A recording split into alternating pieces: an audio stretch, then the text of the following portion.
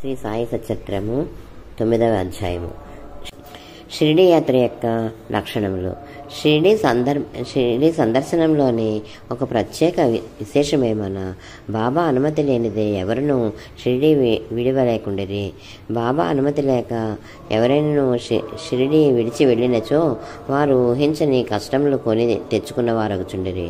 బాబా ఎవరినైనా బయలుదేరడని సెలవిచ్చిన తర్వాత ఇక షిరిడీలో ఉండరాదు. సెలవు తీసుకుంటకు బాబా వద్దకు భక్తులు పోయినప్పుడు బాబా వారికి స్పష్టంగానో లేక సూచనప్రాయంగానో కొన్ని సలహాలు ఇచ్చుచుండేవారు. బాబా ఆదేశానుసారము నడిచి తీరవలను. వ్యతిరేకంగా పోయినచో ప్రమాదం లేవో తప్పక వచ్చుచుండేవి. ఈ దిగువ అట్టి ఉదాహరణలు కొన్ని ఇచ్చుచున్నాను. తాత్యా కోతే పాటిల్ ఒకనాడు టాంగాలో కోపర్గాంలో జరుగు సంతకు బయలుదేరను. హడావిడిగా మసీదుకు వచ్చి బాబాకు నమస్కరించి కోపర్గాం సంతకు పోవుచుంటినని చెప్పాను. బాబా అతనితో తొందరపడవద్దు, కొంచెం ఆగుము, సంత సంగతి అటుండనిమ్ము, ఊరు విడిచి అసలు బయటికి ఎక్కడికి పోవలదు అని అనెను. సంతకు వెళ్ళవలనటి తాత్యా ఆతురతను చూచి కనీసము శ్యామ అంటే మాధవరావు దేశపాండేనైనా వెంట తీసుకుని పొమ్మని బాబా చెప్పాను. బాబా మాటలను లెక్క చేయక తాత్యా హుటాహుటిన టాంగానెక్కి కోపర్గాం బయలుదేరను. టాంగాకు కట్టిన 2 గుర్రములలో ఒకటి 300 రూపాయలు ఖరీదు పెట్టి కొత్తగా కొన్నది, మిక్కిలి చురుకైనది. షిరిడీ వదిలి సావుల్ విహర్ దాటిన వెంటనే అది మిక్కిలి వడిగా పరిగెత్తసాగాను. కొంత దూరం పోయిన పిమ్మట కాళ్ళు మడతపడి అది కూలబడెను. తాత్యాకు పెద్ద దెబ్బలేమీ తగలలేదు, కానీ తల్లివల్లే ప్రేమతో బాబా చెప్పిన సలహా జ్ఞప్తికి వచ్చెను. మరొకప్పుడు కూడా ఇట్లనే బాబా ఆజ్ఞను వ్యతిరేకించి కోల్హారు గ్రామములకు ప్రయాణమై దారిలో టాంగా ప్రమాదములకు గురయ్యెను. ఐరోపా దేశస్థుని ఉదంతము. బొంబాయి నుండి ఐరోపా దేశస్థుడొకడు ఏదో ఉద్దేశంతో బాబా దర్శనార్థము షిరిడీ వచ్చెను. తనతో నానాసాహెబ్ చాందోర్కర్ వద్ద నుంచి తనను గూర్చిన ఒక పరిచయ పత్రమును కూడా తెచ్చాను. అతని కొరకు ఒక ప్రత్యేక గుడారం వేసి అందులో సౌకర్యంగా బస ఏర్పాటు చేసిరి. బాబా ఎందు మోకరిల్లి వారి చేతిని ముద్దిడగలనని కోరికతో అతడు 3 సార్లు మసీదులో ప్రవేశింప యత్నించెను. కానీ బాబా అతడిని మసీదులో ప్రవేశించుటకు నిషేధించెను. క్రిందుగా మసీదు ముందుగల బహిరంగ ఆవరణంలో కూర్చుండియే తమను దర్శించుకొనవచ్చునని అనిరి. అతడు తనకు సరిగిన మర్యాదకు అసంతృష్టిపడి వెంటనే షిరిడీ విడివలనని నిశ్చయించుకొనెను. బాబా సెలవు పొందుటకు వచ్చెను.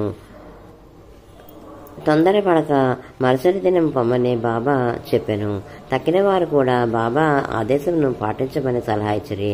ఆ సలహాలను ఖాతరు చేయక అతడు టాంగానెక్కి షిరిడీ నుండి బయలుదేరను. మొదటి గుర్రములు బాగుగానే పరిగెత్తినవి. సావుల్ విహర్ దాటిన కొద్దిసేపట్లో ఒక సైకిలు అతని టాంగాకి ఎదురు వచ్చాను. దానిని చూచి గుర్రములు బెదిరినవి. టాంగా తలక్రిందులయ్యను. ఆ పెద్ద మనిషి కింద పడి రోడ్డుపై కొంత దూరము ఏడ్వబడెను. ఫలితముగా గాయములను బాగు చేసుకున్నట్టుకై కోపర్గాంలో ఆసుపత్రి పాలయ్యను. ఇటువంటి అనేక సంఘటనల మూలంగా బాబా ఆజ్ఞను ధిక్కరించువారు ప్రమాదంలో పాలగుదురని బాబా ఆజ్ఞానుసారము పోవారు సురక్షితంగా ఉండుదురని జనులు గ్రహించిరి. భిక్ష యొక్క ఆవశ్యకత.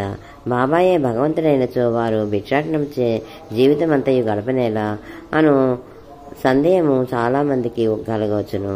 దీనికి భిక్షాటనం చేసి జీవించే హక్కు ఎవరికి కలదు? 2 పంచశూనములు. వారిని పోగొట్టుకుని మార్గమేది అను 2 ప్రశ్నలకు వచ్చు సమాధానంతో సమాధానపడును. సంతానము, ధనము, కీర్తి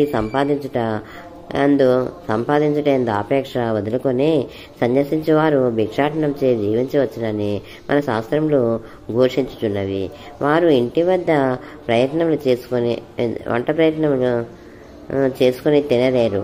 వారికి భోజనం పెట్టు బాధ్యత గృహస్థులపై గలదు. సాయిబాబా గృహస్థుడు కారు, వానప్రస్థులు కూడా కారు, వారస్థలిత బ్రహ్మచారులు. బాల్యము నుంచి బ్రహ్మచర్యంనే అవలంబించుచుండిరి. ఈ సకల జగత్తంతయు వారి గృహమే. ఈ జగత్తునకు వారు కారణభూతులు. వారిపై జగత్తు ఆధారపడి ఉన్నది. వారు పరబ్రహ్మ స్వరూపులు కాబట్టి వారికి భిక్షాటన చే హక్కు సంపూర్ణంగా కలదు. పంచశూనములు.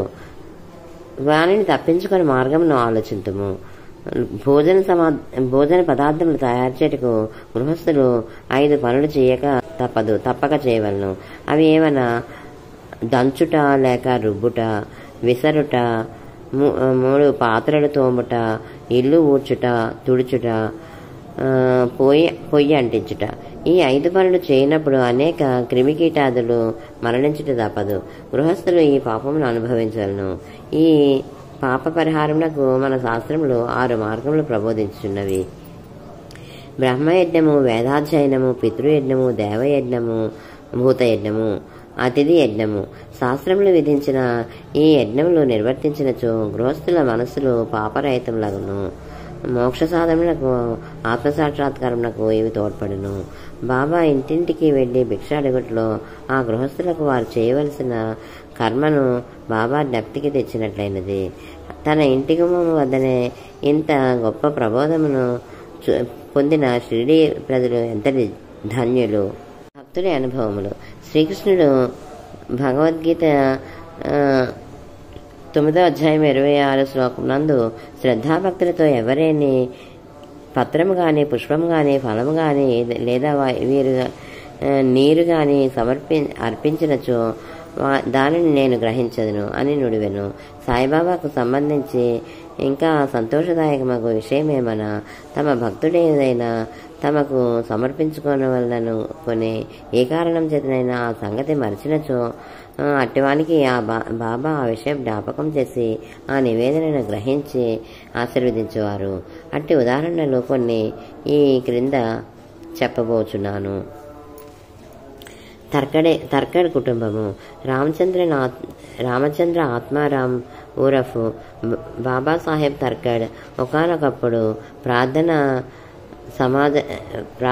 సమాజస్థుడైనను తర్వాత బాబాకు ప్రియభక్తుడైనాడు. వాని భార్యాపుత్రులు కూడా బాబాను బిగులు ప్రేమించుచుండిరి. ఒకసారి తల్లి కొడుకులు షిరిడీకి పోయి అచ్చట వేసవి సెలవులు గడపవలనని నిర్ణయించిరి. షిరిడీ పోవుట సంతోషదాయకమైనను కొడుకు మాత్రము దానికి మనస్ఫూర్తిగా ఇష్టపడలేదు. కారణమేమన్నా తన తండ్రి ప్రార్థన సమాజమునకు చెందిన తన తండ్రి ప్రార్థన సమాజమునకు చెందినవాడొకటొచ్చే ఇంటి వద్ద బాబా యొక్క పూజ సరిగా చేయకపోవచ్చునని సంశయించను. కానీ బాబా పూజను తాను నియమానుసారం సక్రమంగా చేసేదనని తండ్రి వాగ్దానం చేయటచ్చే బయలుదేరను. శుక్రవారం రాత్రి తల్లి కొడుకు బయలుదేరి షిరిడీకి వచ్చిరి. ఆ మరుసటి దినము శనివారం నాడు తండ్రి తర్కడ్ పెదలగండే నిద్రలేచి స్నానం చేసి పూజను ప్రారంభించడానికి ముందుగా బాబా పటమునకు సాష్టాంగ నమస్కారం చేసి ఏదో లాంఛనం వలె కాక తమ కుమారుడు చేయనట్లు పూజను శ్రద్ధగా తనచే చేయింపవలసిందని ప్రార్థించను. ఆనాటి పూజను సమాప్తి చేసి నైవేద్యంగా కలకండను అర్పించెను. భోజన సమయమందు దానిని పంచిపెట్టెను.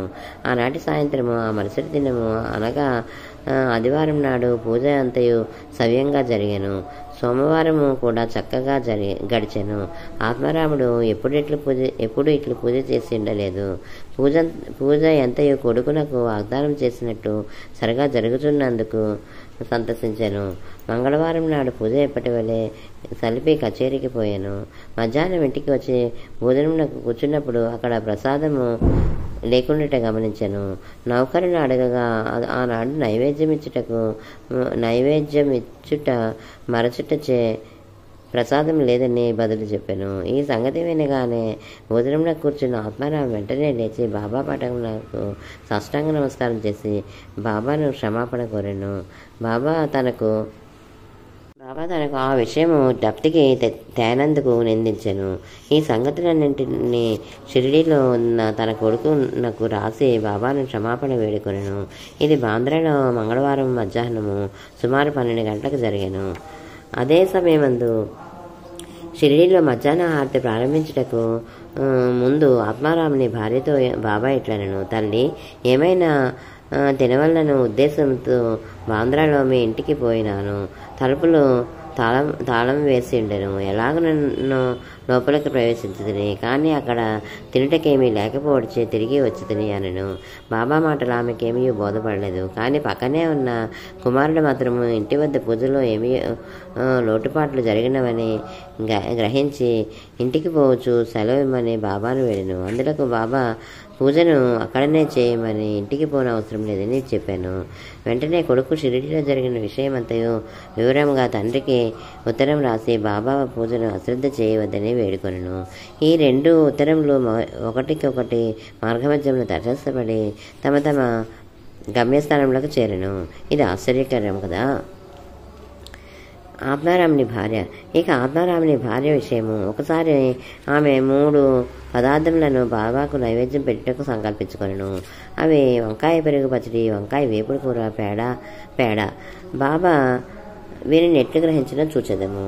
బాంద్రా నివాసియగు రఘువీర భాస్కర్ పురందరే బాబాకు మిక్కిలి భక్తుడు. అతడు ఒకనాడు భార్యతో షిరిడీ బయలుదేర్చుండెను. ఆత్మారాముని భార్య పెద్ద వంకాయలు 2 మిగులు ప్రేమతో తెచ్చి పురందరుని భార్యకు చేతికిచ్చి ఒక వంకాయతో పెరుగు పచ్చడిని, ఒక వంకాయ 2వ దాంతో వేపుడును చేసి బాబాకు వడ్డించమని వేడాను.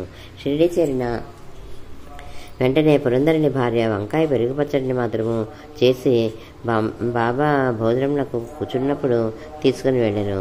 బాబాకు ఆ పచ్చడి చాలా రుచిగా ఉండెను. తాను దానిని అందరికీ పంచిపెట్టెను.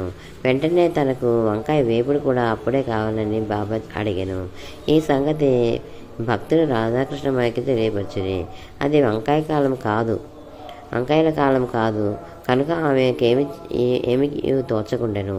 వంకాయలు ఎట్లు సంపాదించుట అన్నది ఆమెకు సమస్య అయ్యాను.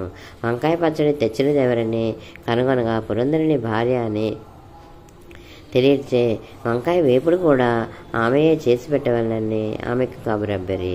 అప్పుడు అందరికీ వంకాయ వేపుడు బాబా ఎందుకు కోరిరో తెలిసినది. బాబా సర్వజ్ఞతకు అందరూ ఆశ్చర్యపడిరి. 1915 డిసెంబరులో గోవింద బైరామ్ మాన్కర్ అనువాడు షిరిడీకి పోయి తన తండ్రికి ఉత్తరక్రియలు చేయవలనుకున్నాను. ప్రయాణంనకు పూర్వము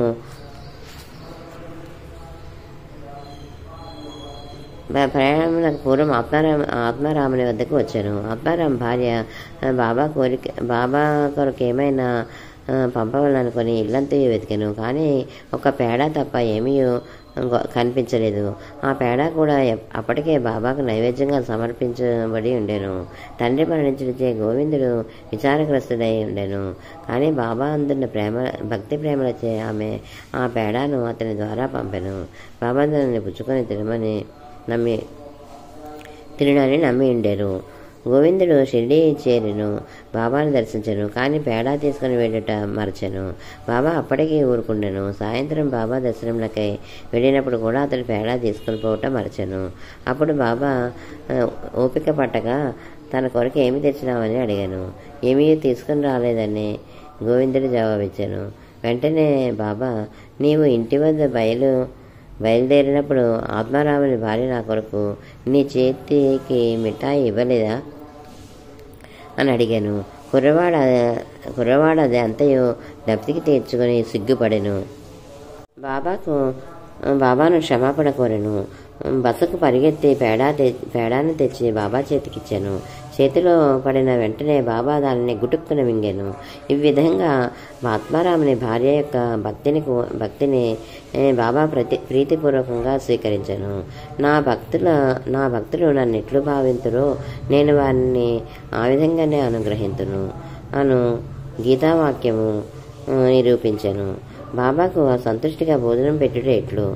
ఒకప్పుడు ఆత్మారాం తర్కాడ్ భార్య షిరిడీలో ఒక ఇంటియందు దిగాను.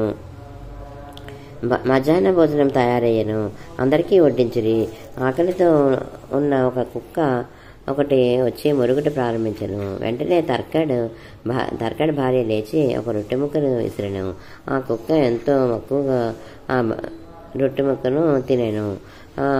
నాడు సాయంకాలం ఆమె మసీదులకు పోగా బాబా ఆమెతో ఇట్లనెను, తల్లి, నాకు కడుపు నిండా గొంతు వరకు భోజనము పెట్టినావు. నా జీవశక్తులు సంతృష్టి చెందినవి. ఎల్లప్పుడూ ఇట్లనే చేయుము.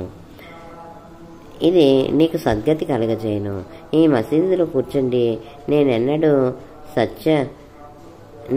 అసత్యమాడను. నా ఎందిట్లే దయ ఉంచుము. మొదట ఆకలితో ఉన్న జీవికి పెట్టిన పిమ్మట నీవు భుజింపుము. దీనిని జాగ్రత్తగా లబ్ధి అందించుకొనుము. ఇదంతయు ఆమెకేమీ బోధపడలేదు. కావున ఆమె ఇట్లు జవాబిచ్చాను, బాబా, నేను నీకెట్లు భోజనం పెట్టగలను? నా భోజనం కొరకే ఇతరులపై ఆధారపడి ఉన్నాను. నేను వారికి డబ్బిచ్చి భోజనం చేయుచున్నాను. అందులకు బాబా ఇట్లు జవాబిచ్చెను, నీవు ప్రేమపూర్వకంగా పెట్టిన ఆ రొట్టె ముక్కను తిని ఇప్పటికీ తేనెపులు తీయుచున్నాను. నీ భోజనమునకు ముందు ఏ కుక్కకు నీవు చూచి రొట్టె పెట్టిదివో అది నేను ఒకటే. అట్లనే పిల్లులు, పందులు, ఈగలు, ఆవులు మొదలుగా గలవన్నీ నా అంశములే. నేనే వారి ఆకారంలో తిరుగుచున్నాను. ఎవరైతే సకల జీవకోటిలో నన్ను చూడగలుగుతారో వారే నా ప్రియ భక్తులు. కావున నేను వేరు తక్కిన జీవరాశి అంతయు వేరు అను ద్వంద్వభావమును భేదమును విడిచి నన్ను సేవింపుము. ఈ అమృతతుల్యములకు మాటలు ఆమె హృదయమునెంతగానో కదిలించినవి. ఆమె నేత్రములో అశ్రువులతో నిండెను, గొంతు గద్గదమయ్యను. ఆమె ఆనందమునకు అంతు లేకుండెను. నీతి జీవులన్నింటి యందు భగవంతుని దర్శింపము అన్నది ఈ అధ్యాయంలో నేర్చుకోవాల్సిన నీతి. ఉపనిషత్తులు, భగవద్గీత, భాగవతము మొదలైనవి అన్నీ భగవంతుని ప్రతి జీవి యందు చూడమని ప్రబోధించుతున్నవి. ఈ అధ్యాయము చివర చెప్పిన ఉదాహరణ వలన ఇతర అనేక భక్తుల అనుభవముల వలన సాయిబాబా ఉపనిషత్తుల్లోని ప్రబోధములను తమ ఆచరణ రూపమున చూపి అనుభవపూర్వకంగా నిర్ధారణ చేసి ఉన్నారని స్పష్టమగును. ఉపనిషదాది గ్రంథములలో ప్రతిపాదించబడిన తత్వమును అనుభవపూర్వకంగా ప్రబోధించిన సమర్థ సద్గురుడే శ్రీ సాయిబాబా. 9వ అధ్యాయం సంపూర్ణం.